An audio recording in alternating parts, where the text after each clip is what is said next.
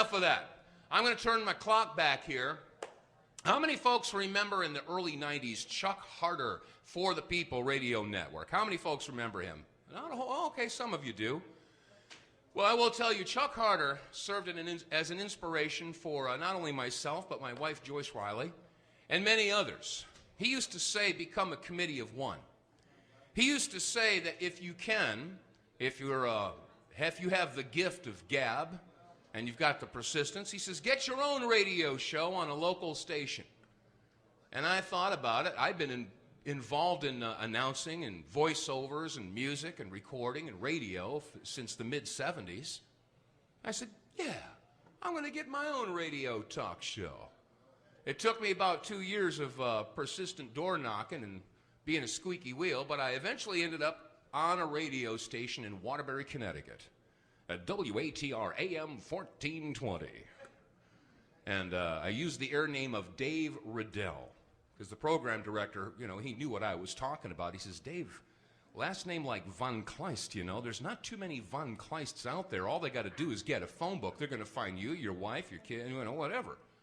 Use an air name like many of the other talk show hosts do. I said, okay. So I chose my grandmother's maiden name. It had sort of rolled trippingly off the tongue. Dave Riddell, yeah. So that's the air name that I used, and I went on and I was just banging the drum long and loud against all this all the stuff that the mainstream wasn't talking about. And here comes the Oklahoma City bombing. You know, I mean, we have so many innocent men, women, and children killed on that day. And what was the mainstream network shoving down your throat 24/7, 365? It was O.J. Simpson. Some of the other radio stations were doing 15-minute O.J. updates. When they tuned into our station, I say, ladies and gentlemen, if you're looking for an O.J. update, turn the dial. Welcome to No J Radio. I say, yeah, it's terrible that 2 people were murdered and they think that O.J. did it, or whether he did or he didn't, but that's not the point. The point is we have a whole lot more people, innocent people, that were blown to pieces in Oklahoma City, and the mainstream media is not talking about it. So I spent weeks focusing on the Oklahoma City bombing and brought on many different people, and one of which is our next presenter. He is a former head of the FBI offices in thank you, Memphis. Thank you, right here, hometown.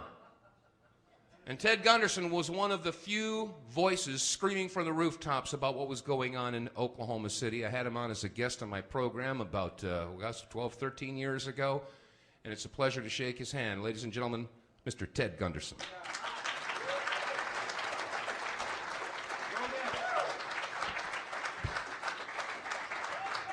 Thank you. Thank you. Actually, I'm from Plano. Is anybody here from Plano? Raise your hand. Can you give me a ride home after the show?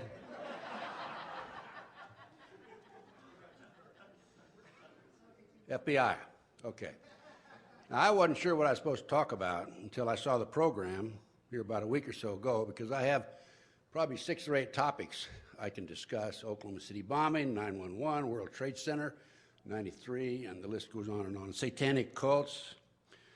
And I was chosen and asked to talk about the great FBI. I was an FBI agent, including a chief, for some 27 years.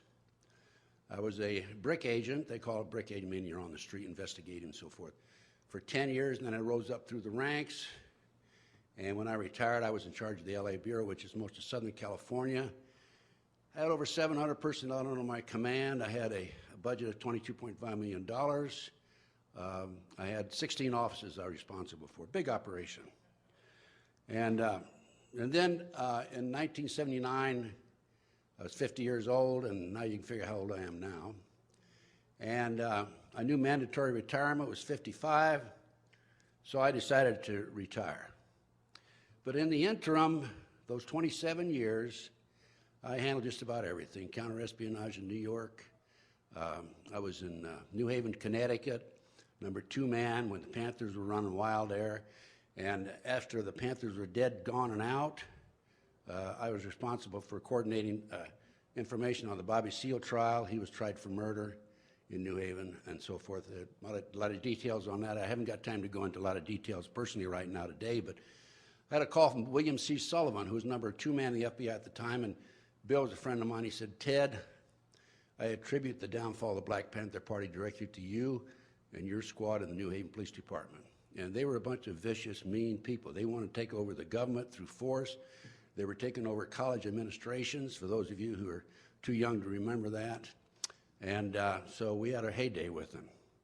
And while I was in New Haven, you know, Yale University's in New Haven. And I attended this cocktail party one day, and I saw this fellow across the room, and he was dressed with a silk suit and the nicest tie you can imagine. And I went over to him, I says, you're from Yale University, you went to Yale University, didn't you? And he said, yes. Well, how did you know that? And he says, I said, well, I saw your nice suit, your tie and everything. He says, well, you graduated from the University of Nebraska, didn't you? And I said to him, well, how did you know that? He said, I read it on your ring when you were picking your nose. That's not a true story, really. I don't pick my nose. But I ran the gamut in July 12, 1972. I'm telling you the story because I want you to know I have credibility. And when I get up here and tell you what I'm going to tell you after this, I can document it. And I've spent the last 28, 29 years of my life doing just that. I spend my retirement money on trying to wake up America. Okay. But, beg your pardon, sir? Yeah. But I ran the gamut in the FBI. July 12, 1972, I negotiated with 2 terrorists who had taken over National Airlines Flight 496 at Philadelphia International Airport. Successfully, I was able to get the release of 113 passengers. I picked up a 10 most wanted in Connecticut at one time. I worked general criminal, Communist Party USA. I did everything in my day. It was a fantastic career. The FBI, in my day, very frankly, was the greatest law enforcement investigative agency in history, okay? Bar none, no question about it. J. Edgar Hoover was a great man. People asked me, was he gay? And my answer to that is, well, I had a half a dozen meetings with him. I'm not a bad-looking guy. He never put a move on me, right? So, no, I don't think he was gay. I don't know, of course. Oh, thanks. Russ, he's a friend of mine. I've known him for years. When I was here in Dallas back in umpteen years ago, he and I did some conferences together. But another case that I worked that I find very interesting, and I think you'll find it interesting, this big 6'5", 255-pound, this is when I was in the FBI, came into the supermarket, and he went over to this kid polishing apples in the produce department. The kid was working there and didn't pay any attention to him. And the big guy says, kid, I want a half head of lettuce. And the kid says, we don't sell a half head of lettuce. And the guy taps the kid on the shoulder. He says, I want a half head of lettuce. The kid looks at him. He says, just a minute, sir. I'll be right back. I'm going back and talk to the manager. Just wait here. Well, he ran back to talk to the manager. Didn't realize this big fella had followed him back here. And he runs up to the manager. He says, there's some dumbass out here who wants a half head of lettuce. And he realized this fella behind him. And he says, and this gentleman wants the other half. So the manager says, you know, this guy's got a great future with our organization. I want to find out more about him. So he runs up to the kid later in the day. He says, kid, I like the way you handle yourself. You got a great future with us. Where are you from? The kid says, well, I'm from Massillon, Ohio. Nothing but football players and prostitutes come from Massillon. And the manager says, well, my wife's from Massillon. The kid says, oh, what position does she play?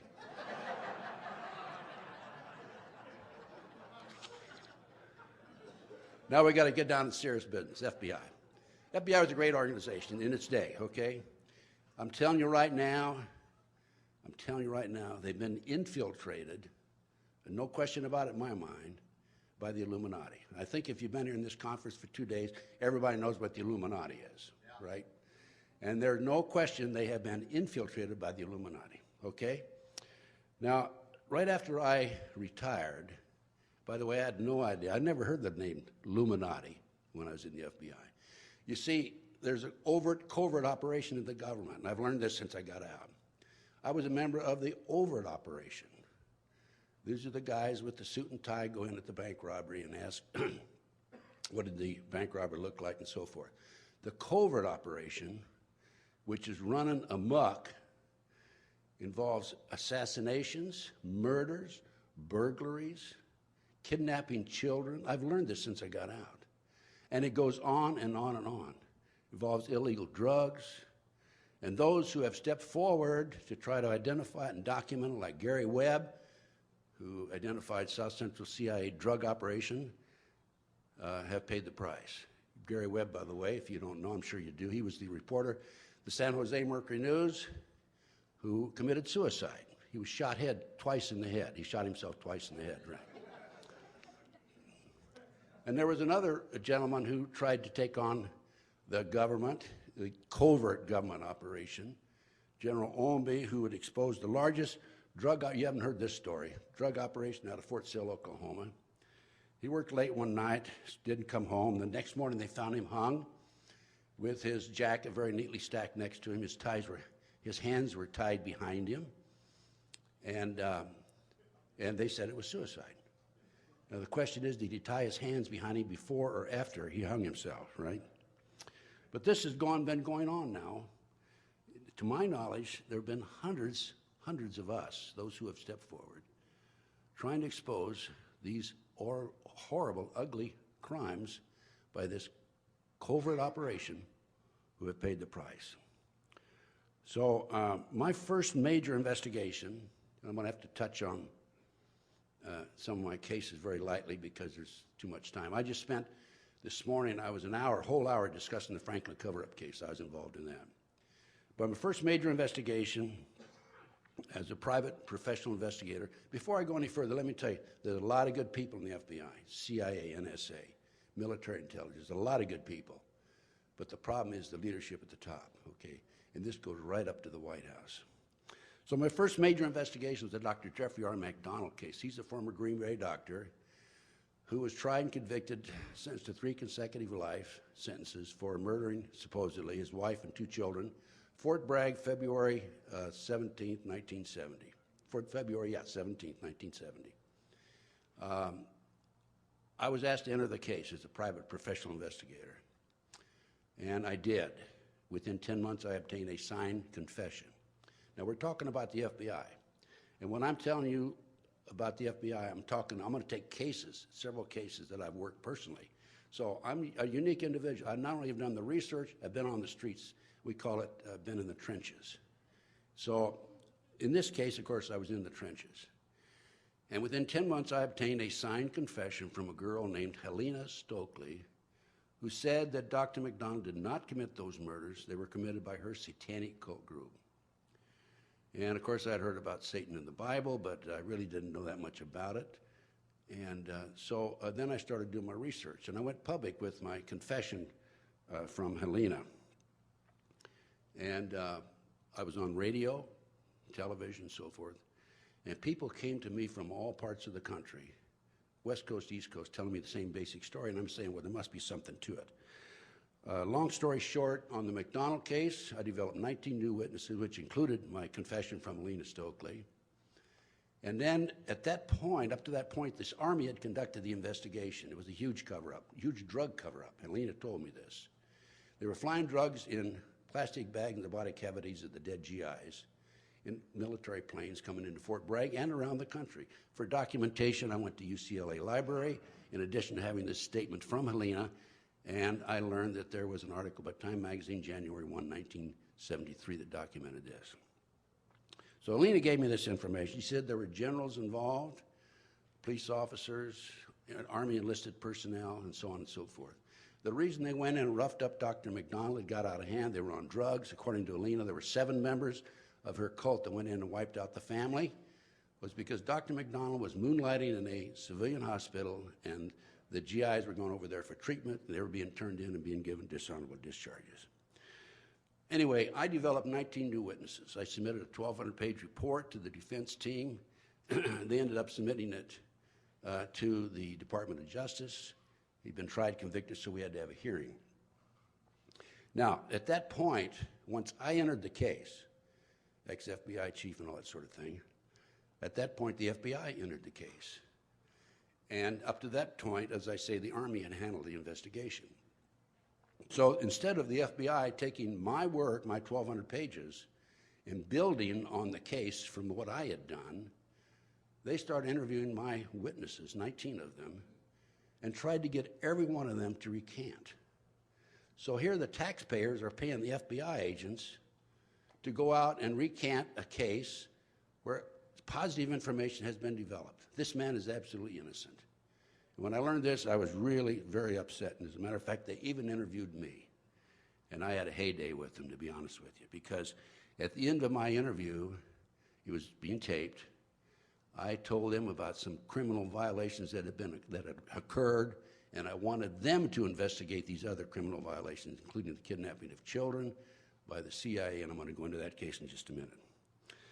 Anyway, I was shocked, I was surprised, and then they came after me, tried to discredit me, and so on and so forth. I'm going to discuss that just a little bit later in the lecture.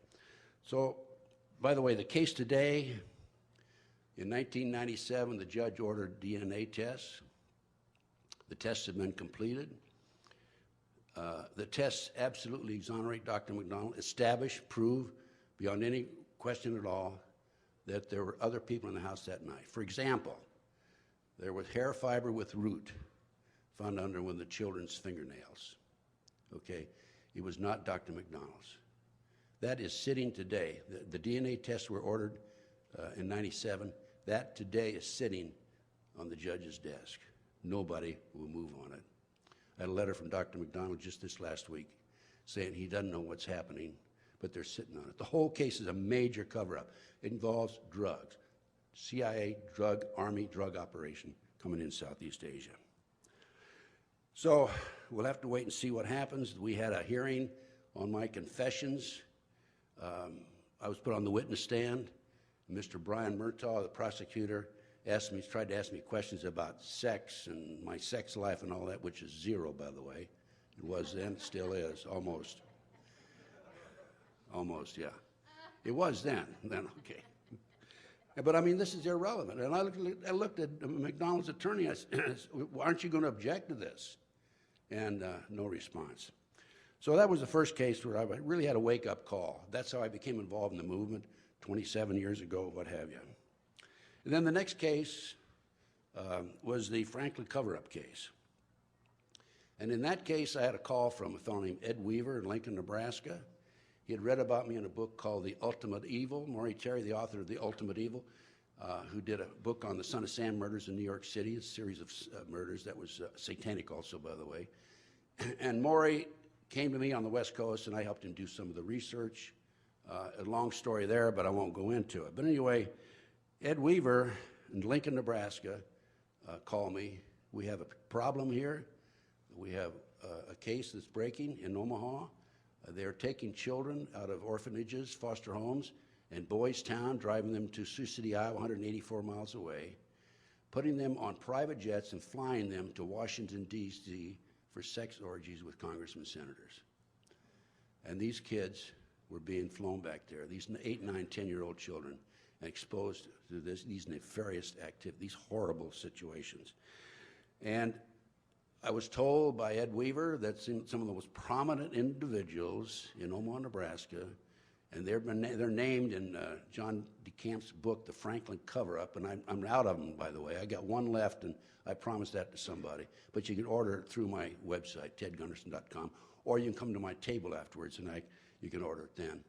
But the Franklin Cover-Up, John DeCamp, who was the senator working on this case, wrote this book, The Franklin Cover-Up, documents everything. He names the people. Harold Anderson, past publisher of the Omaha World Herald. Bob Wadman, chief of police at the time. The head of the society page of the Omaha World Herald. The heir to the Brandeis fortune in Omaha. Eugene Mahoney, head of the Nebraska Forestry Service, ex-cop with the Omaha Police Department, Vice Squad. They're named in this book.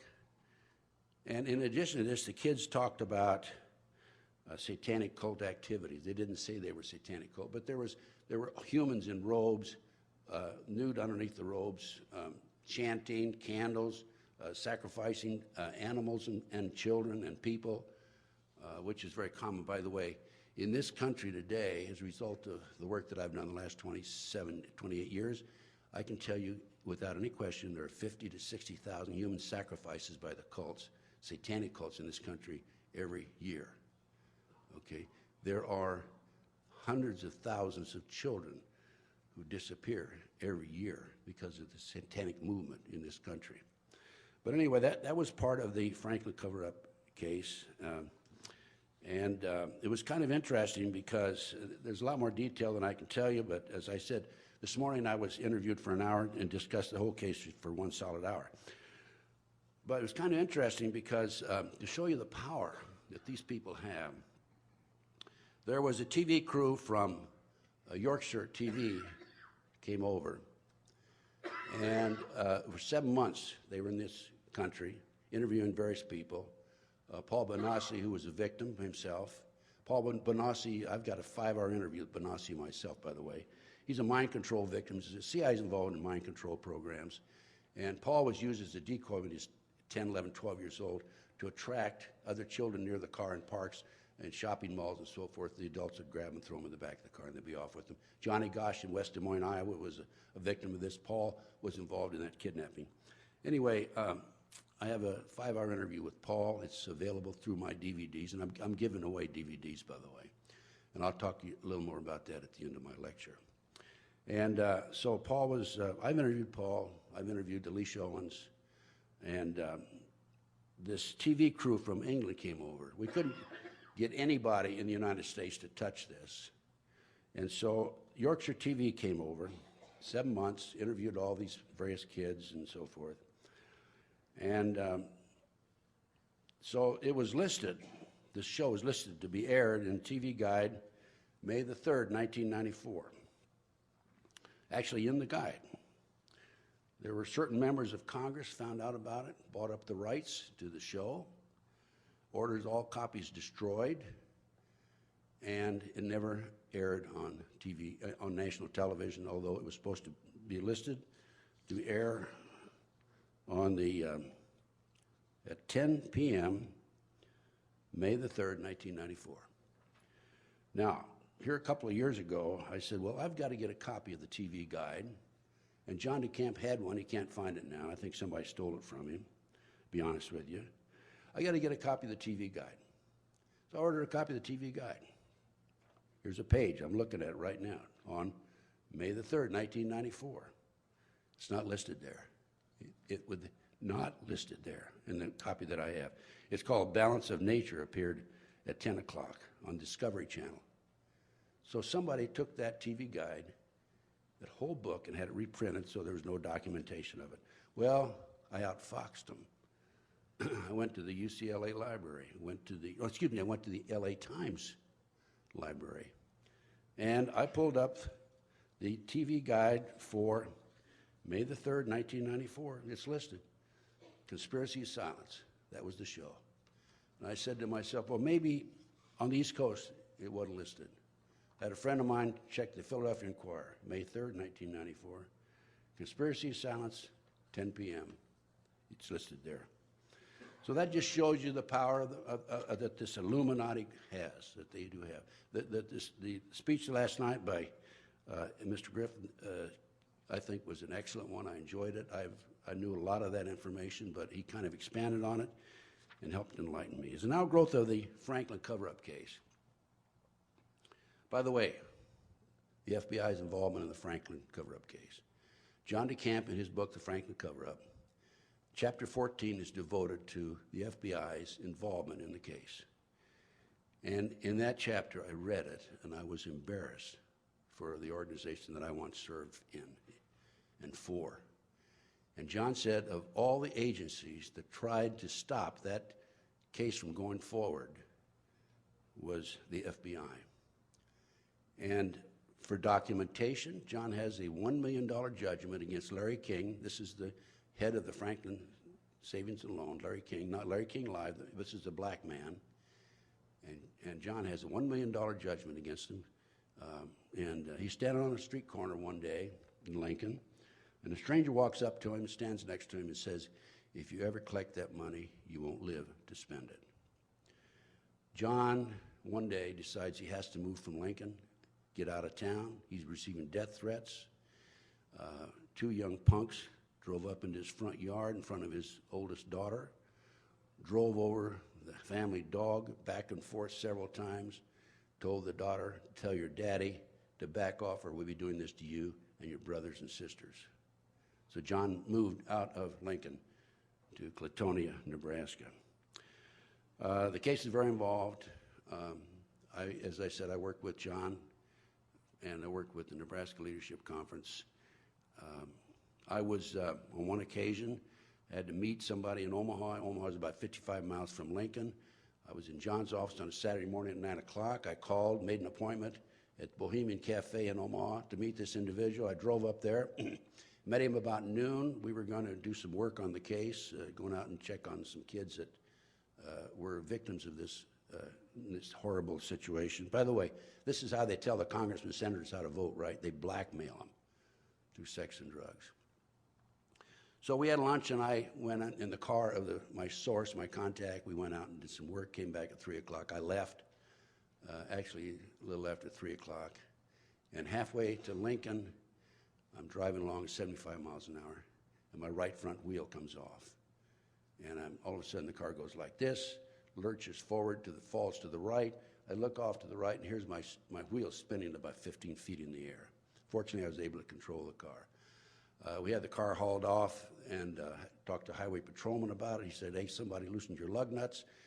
And also, on the left front tire, when we had it hauled in for repair, the man said, hey, some of these lug nuts are loosened here, but apparently whoever did this was interrupted. But John was not too happy about it. I called him immediately. Instead of asking me how you are, Ted, he said, how's my pickup truck? Well, of course, he was concerned about me also. As a result of the Franklin cover-up case, we learned that there's an organization, we meaning John DeCamp, Ed Weaver, and I. And but before I leave the Franklin cover-up case, let me tell you, Gary Caradori was the investigator before I came along. He was a former highway patrolman. The official photographer of the group, was a fellow named Rusty Nelson. And I spent quite a few hours with Rusty. In fact, I spent about 2.5 months with him on one occasion. Rusty was recruited out of a gay bar in Omaha, and he was a country boy, never saw the bright lights of the big city to speak of. Omaha's not a real metropolitan town, by the way. It's all right. Kind of an overgrown country town. And so they recruited Rusty to take pictures of these activities that were taking place in Washington, D.C., and that's, of course, how they framed them.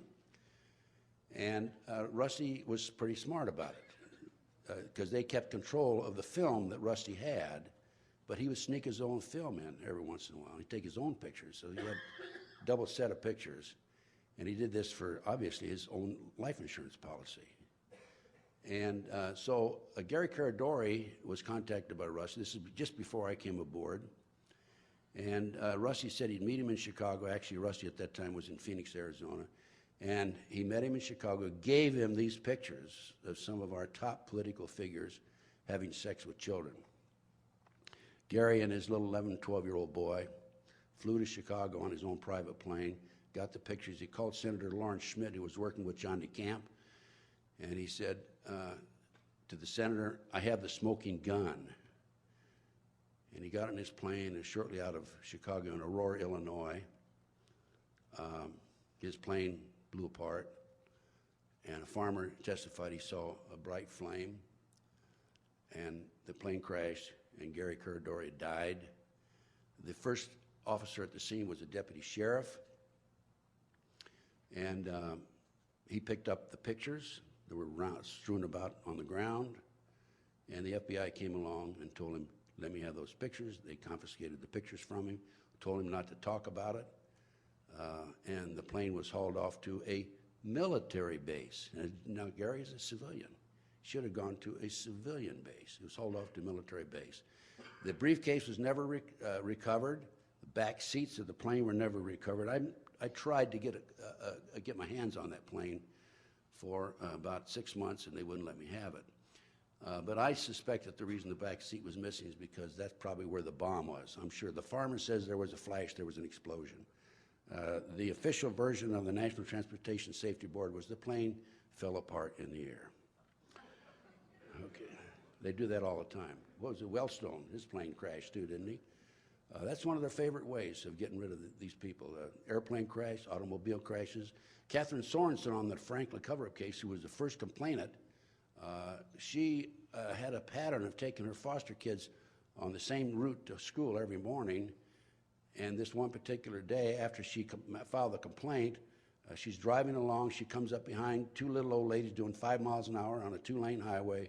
At the last minute, the two little old ladies cut off to the right, and a car comes 70, 75 miles an hour and hits her dead end, head in. And, of course, she died. So they got rid of her that way. Anyway, as an outgrowth of the Franklin cover-up case, we learned that there were kids being kidnapped in Washington, D.C. I'm telling you very briefly about this case. I really got a lot to cover, and I can't cover it all. You can get it on my DVD, So in 1987, March of 87, there were 2 adults and 5 young children who were noted in a park in Tallahassee, Florida. The adults were very well dressed. The children skimpily dressed. The police went down and talked to the kids. They said they were on their way to Mexico for a smart school. The kids didn't know how to use telephones, didn't know how to use the toilet, said they were living in the van, and they were only being fed when they they weren't being fed on a regular basis, only being fed when they would behave themselves. And the van was traced to Washington, D.C. The 2 men were very well dressed. And long story short, the Metropolitan Police Department, Washington, D.C. obtained a search warrant on this was an organization known as the Finders. And they learned that from the search warrant that there were children being kidnapped by this group. They were being transported all over the world. There was information in their computer about terrorism and explosives and bank transfers. They talked about children from China and Hong Kong and from the Middle East and from Europe and so on and so forth. They also talked, the Metropolitan Police Department said that there were indications that there had been some satanic activity in this same location. I have a copy of the U.S. Department of the Treasury Customs Report. Okay, I obtained a copy of this, and they did an investigation. They were called into the case because they thought maybe there was some pornography involved. And I'm going to just read the last page of the report to you. I have a copy right here. And this is the customs agent going over to the Metropolitan Police for a final briefing on the case. Quote, I was advised that all the passport data had been turned over to the State Department for their investigation. The State Department, in turn, advised Metropolitan Police Department that all travel and use of the passports by the holders of the passport was within the law and no action would be taken. This included travel to Moscow, North Korea, and North Vietnam, from the late 1950s to the mid-1970s. Now, it was against the law to travel in those countries during that period. The individual, meaning a Metropolitan Police Department officer, advised this customs agent, further advised me of circumstances which indicated that the investigation into the activity of the Finders had become a CIA internal matter. The Metropolitan Police Department report has been classified secret, was not available for review. I was advised that the FBI had withdrawn from the investigation several weeks prior, and the FBI Foreign Counterintelligence Division had directed the Metropolitan Police Department not to advise the FBI Washington Field Office of anything that had transpired. No further information will be available. No further action will be taken. No further action will be taken on the basis of this report. Well, now, why am I bringing this to your attention when I'm talking about the FBI? It's very simple. This report has been furnished by me to the FBI on at least a half a dozen times with a formal request that an investigation be conducted. I have yet to be contacted by the FBI for more details. I have additional details. This is their responsibility. I was involved in kidnapping cases. This is an international child kidnapping ring. In my research, I learned this has been going on since the early 1960s. I've also learned in my research that this is an Illuminati operation and that they have vans throughout the United States that are picking kids up off the street. And if you'll check the National Center for Missing and Exploited Children website, you will see that there are 91 adults disappear in this country every hour. 85 to 90% of these are children, estimated. Now, I did a chart. I charted, you know, these National Center of Missing Exploited Pictures, they send these little cards, they must send millions of them out. And they've been in business for 25 years. And as of a year ago last fall, by the way, last year they took in $49 million. And as of a year ago last fall, they had located 139 children in 25 years. Not a very good record, is it? And recently I noticed that they quit putting that figure on their cards. But anyway, I had 94 of these cards myself. I've been collecting them. I collect everything. I got 300 boxes of research in my home, by the way. It fills up a whole bedroom. And I've been doing this ever since college. And so I charted the date that these children were missing of the 94 cards that I have. And half of them, 47, exactly 47, were missing during the months of June, October, December. Now, if you check the satanic calendar, I have a satanic calendar available to you at my booth, by the way. You check the satanic calendar, the main 3 holidays where they sacrifice humans are the summer solstice, June 21st, Halloween, October 31st, and December 21st, December 21st, this winter solstice. So I contend, and I told the FBI this, that these children are being kidnapped by this CIA operation and being sacrificed by the Satanists, and it's being covered up. Anyway, nobody's paid much attention to me. I just keep preaching it, shouting from the rooftops, whatever. Going on to the terrorist movement. I've personally been involved in the terrorist movement. In 1993, you recall February 26, 1993, the World Trade Center car bombing. I have a New York Times article here, October 28, 1993. You don't have to take my word for it. But in the trial of the terrorists, Adam Yosef was the leader, of course. He's serving prison time right now, Terminal Island, California. In the trial, it came out that the FBI had an informant named Salem, 43-year-old former Egyptian army officer, and he was in with the terrorists, and he was commissioned by the terrorists to put the car bomb together to bomb the World Trade Center. And he went to his FBI superiors, we're going to use a dummy bomb, aren't we? And the FBI superior says, no, we're going to use a real bomb. So the FBI not only knew about this in advance, they furnished the ingredients for the bomb that brought down a portion of or badly damaged 6 floors of the World Trade Center car bombing.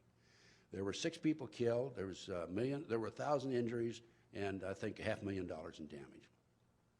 It's in here. And the reason that this came out in the trial is because Salem the FBI furnished him a body mic when he met with the terrorists. Well, he was smart enough to use a body mic when he met with the FBI. So that way, he did not have to serve any time. I'm sure they would have railroaded him along with the other terrorists if he hadn't done this. Came out during the trial. New York Times, October 28, 1993. Don't take my word for it. Look it up. Oklahoma City bombing, April 19, 1995. I was up to my eyeballs in that one. I made 2 trips to Oklahoma City out of my pocket. Investigated. I have a 222-page report that's available, by the way. And I learned in my work that that statement by the government that this was an ammonium nitrate bomb that would blow up a stump in your backyard if you're a farmer was a joke. Okay, that bomb, and I can document this, was a highly classified bomb developed in the early 1980s, and it was so highly classified that Ronnie Reagan put it in storage someplace and said, don't talk about it to anybody that was involved in it. I happen to know about the fact that the bomb was exploded in Area 51. The night it was exploded there, I was with a group of people in Palm Springs. We were in a hotel room waiting to see what the results were. These are intelligence-type individuals. I do have a few friends around, not many, but a few in the business. And we learned that it was underestimated. A technician died, and another technician was injured. It was so powerful.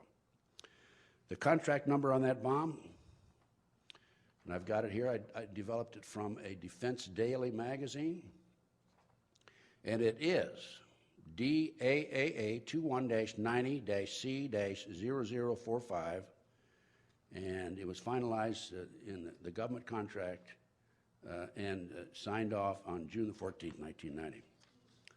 I wrote a letter to the Picatinny Arsenal. Picatinny Arsenal has all contracts for the government available to the public. I received a response back. In response to your request, amended Freedom Information Act, request for a copy of contract number so on and so forth. After review, research of your request, please be advised that no information pertaining to that contract number has been located. Should you have any questions, please call us. I wrote a letter to Dyno Nobel. Dyno Nobel happens to be the manufacturer of that particular bomb. Never got a response back. I wrote that September the 21st. Firehouse Magazine. The editor of Firehouse Magazine wrote this article. And in the article, he points out that, by the way, the information he obtained was from the Oklahoma City Fire Department. He points out that there were 4 unexploded devices taken out of the building. He has the date and the time that they were taken out. The rescue attempts were discontinued for 5 hours while men in blue work clothes came in and carried boxes out. Bill Clinton, in a speech, and this appeared in the American Free Press. If you didn't subscribe to it while you're here, you should. June the 12th, 1995, while speaking in Hanover, New Hampshire, said the bomb that blew up the federal building in Oklahoma City was a miracle of technology. So now we find out that ammonium nitrate bombs are a miracle of technology. Okay. I learned, because of the work that I did in Oklahoma City, the defense team interviewed me for 4.5 hours, and I learned that through my other sources, an inside investigator, that there were at least 11 other people involved in Oklahoma City. And now most recently, Terry Nichols has identified the person who coordinated the Oklahoma City bombing as Larry Potts, number 2 man in the FBI. I have a lot, I only have about 6 or 7 more minutes, so I've got to skip over quite a bit of my plans here. So what's happened to me? Well, 911, I was going to go over 911. I have documented proof that the FBI was furnished information in advance about 911 on March the 20th, 2001. And at that time, my source, who was CIA for some 20 years, furnished the information to FBI agent Keith Kutry of the Williamsport, Pennsylvania Resident Agency, and specifically told him who was coordinating forthcoming terrorist attacks in the United States, had information on the movement of Soviet-made shoulder-fired missiles, was coordinating forthcoming skyjacking, coordinating bombings, and espionage, knew the identity of sleepers in the United States. My source furnished the FBI with an Arab who was in with the terrorists, who was preparing false IDs for 4,500 terrorists around the world.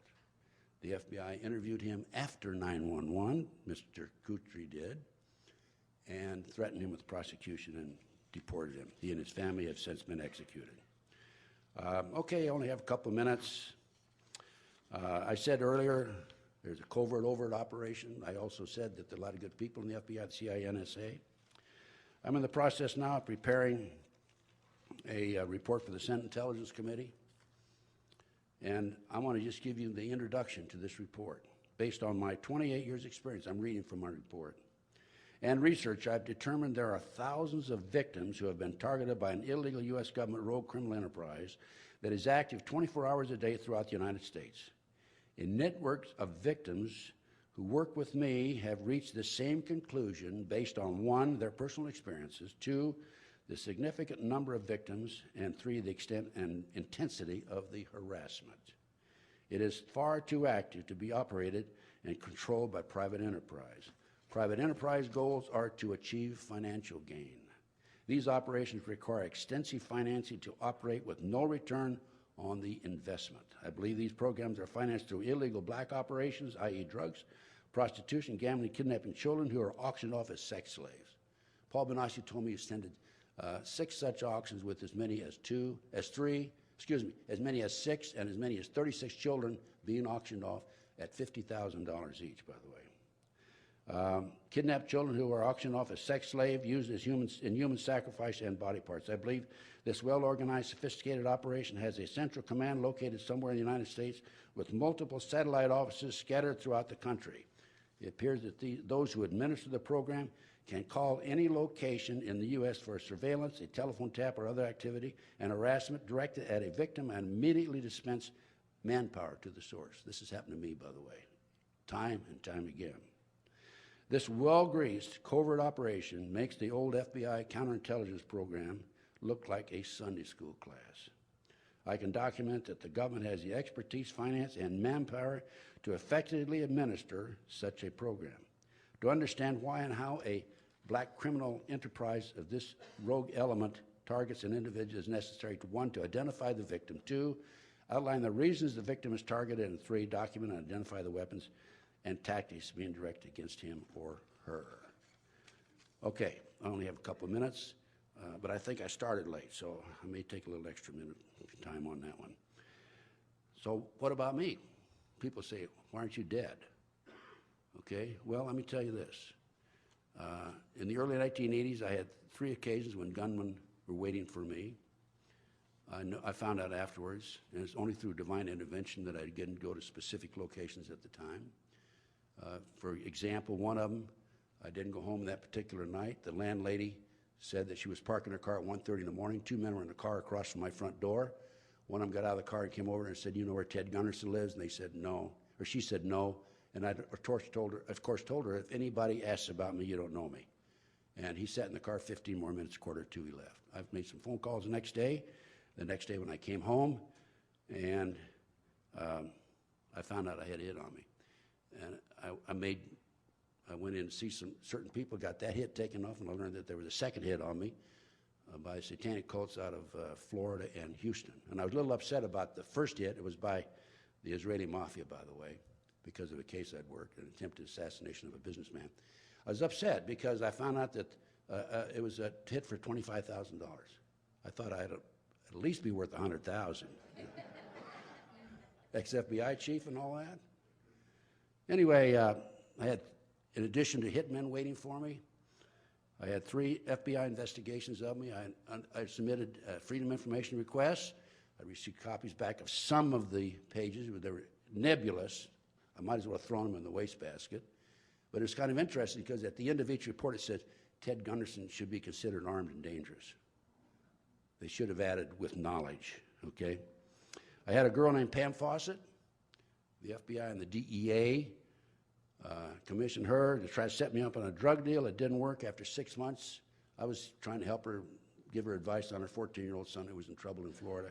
After 6 months, Pam came to me and told me the whole story, how she had run the Modesto, California office, FBI office. She'd come and go. She had her own coffee cup. They'd given her $2,000 to try to get me, okay? And I said to Pam, Pam, and I gave her a polygraph. She passed. I said, Pam, why are you coming to my side now?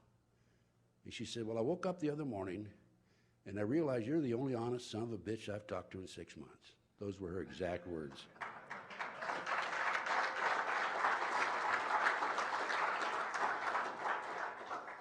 So I took a signed statement from Pam, put her on tape, sent it to Buck Revell, number 2 man of the FBI at the time, who used to work for me in Philadelphia. He was the head of the bank robbery squad. And I told Buck and the FBI, I said, you guys, I said, first you try to prosecute me in Dallas. It was right here in Dallas, by the way. With your investigations, 3 investigations and all. I was 2 days away from being indicted by a grand jury here, by the way. But that's another story, and I don't have time to tell it. Said, first you try to get me in Dallas, and now you set this girl up on me. I said, you guys are Bush. Now, for you ladies that don't know what that means you're minor league, okay? Guys that know baseball know that's what it is. So what else has happened to me? I've had surveillances on me galore. I've had people planning on me, probably 18, 20 people planning on me in the last 28 years. I've had burglaries. They've come into my house, even when I'm asleep. They put a penny on the foot of my bed one night when I was there. One night I went to bed at midnight. I got up at 3 o'clock to relieve myself. My bathrobe, when I went to bed, was at the foot of my bed. And I got up, and here's ceremoniously laid out like a rug next to the bed. I've been a victim of cyber terrorism, threatening phone calls, hidden camera. I came home from a trip here within the last 5 or 6 weeks, month, I guess it is. I was looking for a file on the table that I had in my apartment, my house in Claytonia, and I couldn't find it. I was looking through, and I had a phone call, 8:27 a.m., and a male voice says, "Did you find the file?" They had a camera in there, hidden camera in there, but they have cameras now that the size of the end of a pinpoint of a needle. Had threatening phone calls, cyber terrorism, hidden cameras, stolen. My car's been stolen. I've had gang stalking on me, lug nuts removed. I've had flat tires. My window's been shot out twice. Both times I was standing near the window. I have had TV surveillance of me. They can monitor you through the cable television, by the way, even if it's off. I've had threatening letters, and most recently, I've been the victim of a disinformation program by a guy named Stu Webb and other individuals. And Stu Webb has actually put out word that I was kicked out of the FBI for practicing satanic ceremonies in the federal building. Okay, and you know what? After that disinformation came out, my speaking tours came down to nothing, really. I was doing a lot of lectures before that. And we have enough idiots out there that believe this off the internet, because it's on the internet, that it really affected my opportunity to get the word out. But this is what they had in mind. It's called a disinformation program. And then the most recent thing, and I will close in just a minute. I have 1 minute left, but I was late starting, right? I wasn't? I was, yeah. I was? Okay, well, I won't argue with you. Huh? Go for it, okay, all right. There's no argument then. Thank you, sir. Thank you, sir. But the latest thing to me is I moved a year ago last May, a year ago last May, from Las Vegas, Nevada. I had a condominium there. I had next door was somebody I never saw, and across the hall was an individual who was a security guard. And I'm sitting at my desk, and I can't think. I don't know what's happening. I can't read. I can't do it. I realize that something's happening to me. A friend of mine came in about 11:30 at night, said, "You're sick, call the paramedic." Paramedics came, took my blood pressure to get to the hospital. I had blood pressure of 242 over 119. And so I knew that there was a serious problem. I had blood tests, and I had arsenic and cyanide in me. I was being poisoned, and I knew this. Within 2 weeks, I left Las Vegas, called John DeCamp in Claytonia, Nebraska, and I said, "John, I'm getting out of here." He said, "Come on back. I've got a place for you to stay." And I now live in Claytonia, Nebraska, about 2 blocks from John DeCamp. Anyway, I was being poisoned. And there's other stories about the poison. They've tried to poison me when I'm driving down the street. They have a device that you put in the back of a car, and they pump the poison out, and you're behind it, and you can't, they block you in. Car in the front, car beside you, car behind you. But it hadn't worked because I've caught on to it. But anyway, I was being poisoned in Las Vegas in my condo, and I was able to overcome that. As soon as I moved, I just loaded up on vitamins and what have you. Okay, I was asked a few moments ago before I came on board, the reason for the terrorist movement, by the way, the reason for the terrorist movement is they create these terrorist acts, the government does this covert operation in order to establish the Homeland Security and in order to write the Patriot Act, take away our constitutional rights and civil liberties. There are prison camps that have already been set up. There are railroad cars, 3-tier railroad cars, and I've seen them personally, that have shackles in them. I didn't see the shackles, I saw the car.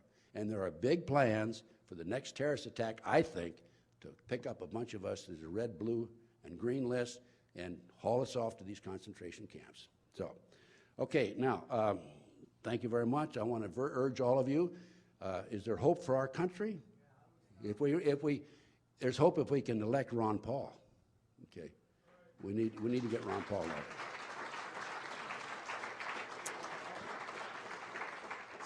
elected. So we need to work hard. I have a considerable amount of material. By the way, I have a lot of Ron Paul material that you can order through my catalog. In addition, I'm giving away free DVDs back there if you want to visit me. All you have to do is pay shipping and handling. I have over 400 DVDs I'm giving away, including information on Ron Paul and what have you. And, of course, last but not least, I have, you can order the Franklin cover-up book.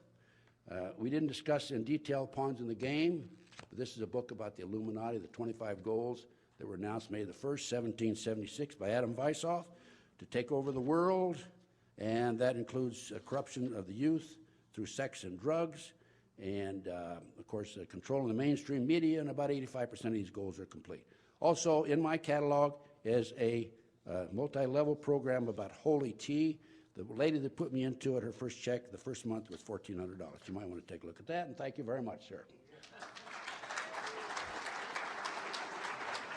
Thank you.